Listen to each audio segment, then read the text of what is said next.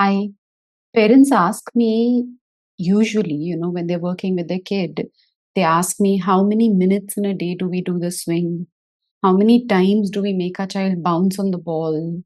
How many times in a day do we give deep pressure? These are the questions that parents typically ask me when they're trying to follow a home program with their child at home. And I wanted to talk about that today. For those of you who don't know me, I'm Reena Singh. I'm an occupational therapist and I welcome you to my channel. And let's get straight into the topic, you know. When we provide therapy as a therapist, and when I give a sensory diet is a customized home program which I would tell you to follow at home. Now, when we do that, we usually have two things in mind. One which is called as prescriptive therapy, and the other which is called as responsive therapy. Prescription is like this is what you have to do. You do evening every day. You take your child for a walk. That is a prescription. Or you take your child out in the evening to play on the jungle gym or swing or whatever. That's an evening prescription that is given to you. Got that? Another kind of a prescription would be before going off to bed. If your child has sleep issues, give deep pressure or have a bedtime routine, a sleep routine, before your child goes off to sleep. So these are the kinds of things, these are called as prescriptive therapeutic approaches, that I would usually suggest to parents.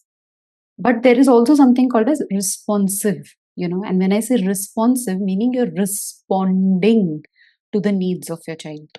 When I say you're responding, it means if I am providing a vestibular input and you make your child sit on the swing, forget the swing. Let's talk about a ball. So if I make a child sit on a ball and the child is bouncing, and I saw this girl who was bouncing on a swing and she was going on the ball and she was going like, she was shaking all over. And I know that this input is not getting organized by her brain and she's getting disorganized. Okay. She would jump and bounce and jump and she would come on her toes and then she would cut down and she'll just start flapping. And I'm like, okay, this is not what we want. We want the child to be able to regulate this input, organize. The behavior needs to be organized. So we have like a proprioceptive, we have a vestibular, we have a tactile. These are the three systems that we work upon. If I see a child who's bouncing on a swing and this is what I see, then I respond to that behavior and I would give them proprioceptive input. Could be anything, crawling, creeping, pulling heavy things, anything. So I would give a proprioceptive input because proprioceptive is always organizing. Okay. Or I would give a deep pressure activity. And then I would go back to the swing again and check, or maybe the ball again, and check if the child is able to take it well.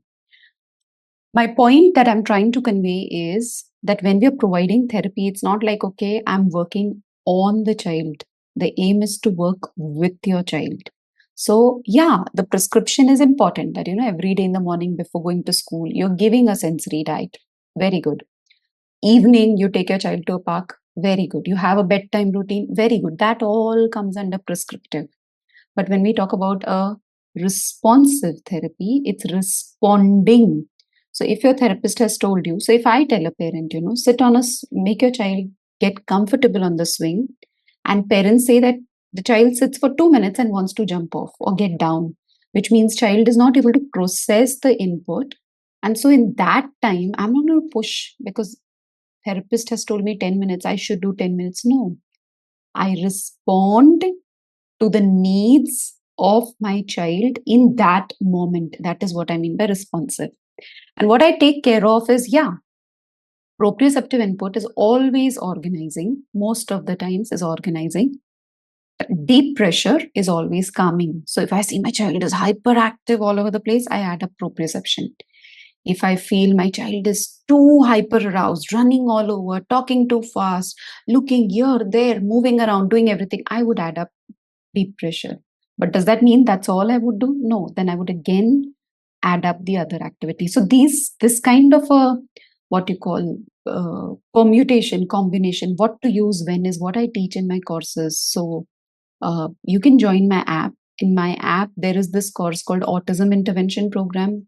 upcoming courses are also coming up. So, what I'm trying to tell you is when you are working with your child, be aware, are you providing prescriptive? Are you providing responsive? And are you aware that, oh, this is prescriptive, but right now when I'm doing this and my child is not able to take it, I have to change the activity because I'm not, no therapist, no expert, nobody knows your child better than anyone else. The best person who knows better about the child is the person who's observing. So if you observe, oh, my child is not able to take it, because some days your child may be able to take the input well, but on some other days, maybe the same input child is not able to, take up. So there may be fluctuations in the receiving of the input. So for now, in this video, what I wanted to convey is it's not about 10 times on a ball. It's not about half an hour of swinging. It's about what is that input doing to your child? Is it organizing? Is it disorganizing? If it is organizing, I continue. If it is disorganizing, I add up proprioception. I add up deep pressure. Small little chunk, but very precisely getting clear. What am I providing to my child? Okay.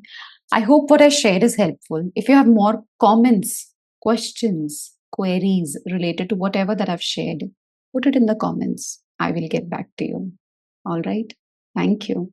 Before you go, I wanted you to know about my app, autisminsights.com. Autism with an AWE. And in this app, what do you get? You get a 14-day free trial period to the foundation level.